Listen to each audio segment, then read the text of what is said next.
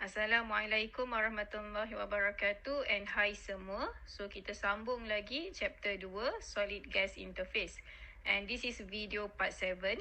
In this video, I will explain about the types of isotherm. Again, when a solid is exposed in a closed space to a gas or vapor at some defined pressure, the solid begins to absorb the gas.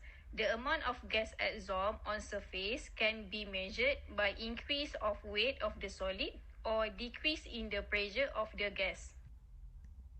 The quantity of gas taken up by a solid sample is proportional to the gas pressure, temperature, specific surface area, porosity, and nature of the solid gas system. Therefore, N equals to function of P, T, S, porosity, and system, where N is the amount of gas absorbed. For a given gas absorbed on a particular solid maintained at a fixed temperature, maksudnya kita fixkan the types of gas, solid sample and temperature. So the amount of gas absorbed is function of the pressure. Okay, if the temperature is below the critical temperature of the gas, the alternative form is N equals to function of P over P naught, where P is the equilibrium pressure and P naught is the saturated vapor pressure. P over P naught is called relative pressure. This equation is also known as absorption isotherm. That is the relationship between the amount of gas absorbed and the pressure or the relative pressure at a constant temperature. Okay, the quantity of gas absorbed may be expressed in other ways, such as the mass of the gas, usually the unit is milligram, or the volume of gas reduced to STP, usually in centimeter cube STP. Okay, most frequently, the test conducted at a cryogenic temperature using liquid nitrogen, which has boiling point of 77 Kelvin at 1 atm. This is the instrument used to obtain the absorption isotherm of a solid sample, which is the nitrogen absorption instrument. The name nitrogen here because usually kita guna nitrogen sebagai dia punya adsorbate. Okay, kat jabatan kita ada 2 unit DC-19 level 1 makmal permukaan. Okay, actually beside the nitrogen, other gases can also be used as the adsorbate, such as argon, helium, and krypton. But because of the cost is quite expensive, most of the instrument we use nitrogen as dia punya adsorbate.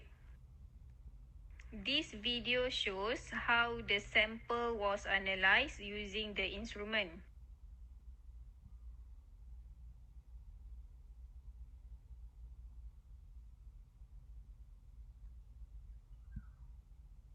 Actually, it only needs a small amount of sample, which is about 0.1 milligram. The sample was placed in a special tube like this.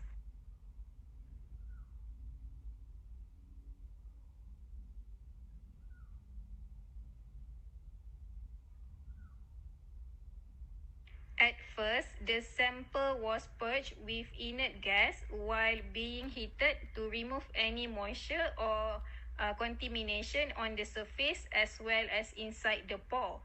Okay, the smaller the size of the pore, the longer the heating time or the higher the heating temperature needed to make sure all the moisture and other impurities are removed.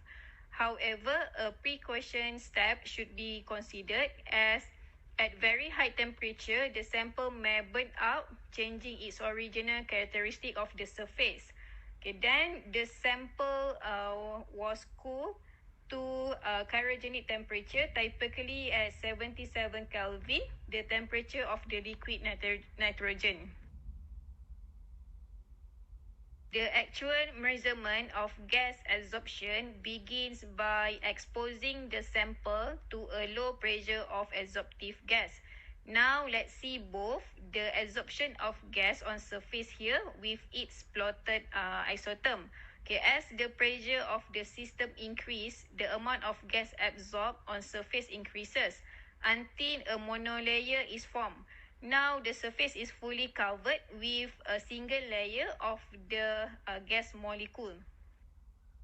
The adsorption continues on subsequent layer, where here we can use BET model to calculate the surface area.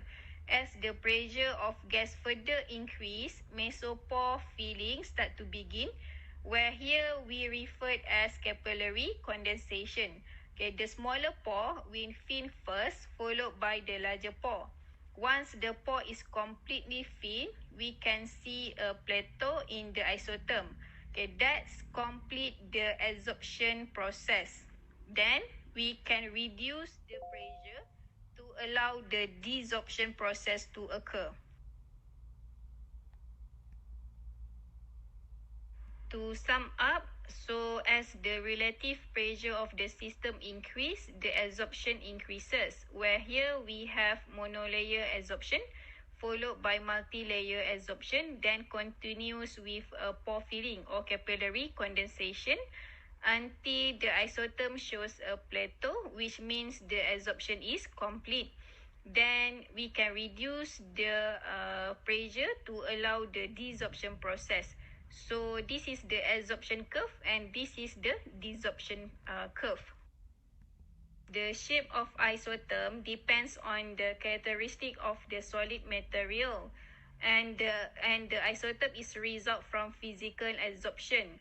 And in general, there are 6 classes of isotherm, where isotherm types 1 to 5 are also known as BDDT, which is stand for Brunier, Deming, and Teller. Again, there are 6 types of isotherm, types 1, 2, 3, 4, 5, 6, and the number is written in Roman form. Okay, let's look all the types of isotherm one by one. Type 1 isotherm. Okay, kalau you perasan, type 1 isotherm ni sama macam Langmuir isotherm kan?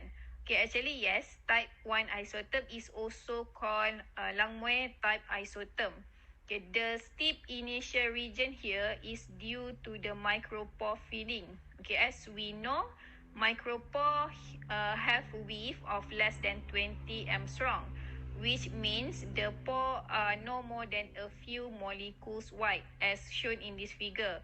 Okay, this leads to enhanced interaction between the solid and gas molecule, leading to increased adsorption at low relative pressure. Maksudnya, the steep increase here indicates a strong interaction between the adsorbent and the adsorbate. Okay, and then the plateau here indicates a limit in uptake, that is a saturated monolayer adsorption. Kalau dalam micropore, maksudnya micropore tu dah penuh dengan gas molekul.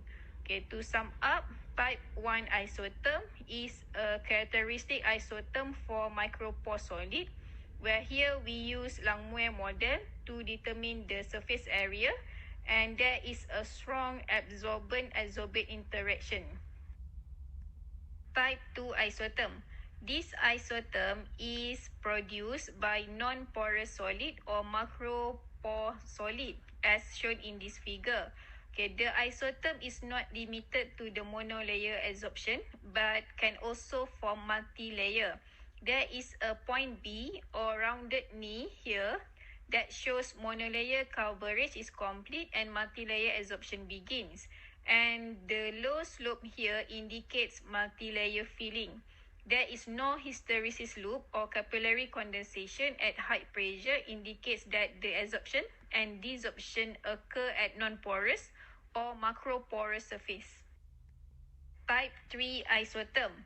The isotherm is convex to pressure exists over its entire range, and therefore does not exist point B as shown in type 2 isotherm. Okay, these types of isotherm is comparatively rare.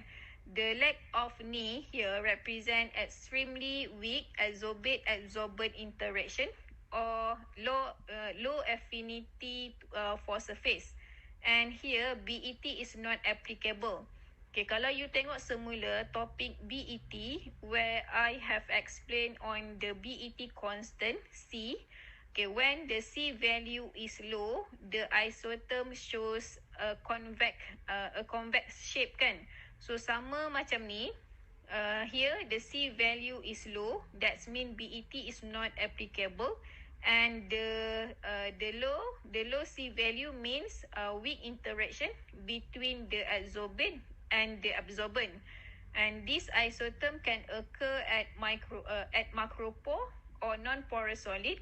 Examples are for the adsorption of water vapor on graphic carbon or non-polar materials such as polyethylene. Type 4 isotherm. Okay, type 4 isotherm ni dia ada hysteresis loop at high relative pressure which associate with capillary condensation in mesoporous. And this part of the isotherm is used to determine the characteristic of the pore. For example, the pore size distribution, and the pore volume. At low pressure, the curve follows exactly the same path as type 2 isotherm where it has a rounded knee here, which indicates a complete monolayer adsorption and multilayer adsorption start to begin. Okay, this type of isotherm is common for industrial absorbent and catalysts. Okay, type 5 isotherms are uncommon and are probably the most difficult isotherm to interpret. Clearly, it has a weak interaction between the absorbent and the absorbate, and the hysteresis loop here represent capillary condensation in mesoporous. And the last isotherm, type 6 isotherm. This isotherm is the result of stepwise multilayer adsorption of gas molecule on a uniform substrate. Okay, this isotherm is expected to the case of well-crystalline zeolite and adsorption of noble gases, for example, argon or krypton on a uniform substrate. Okay, each step here correspond to the adsorption of each crystalline layer. Okay, as usual, exercise for this topic. So please answer first. Later we will discuss the answer together. Okay, many thanks and bye-bye.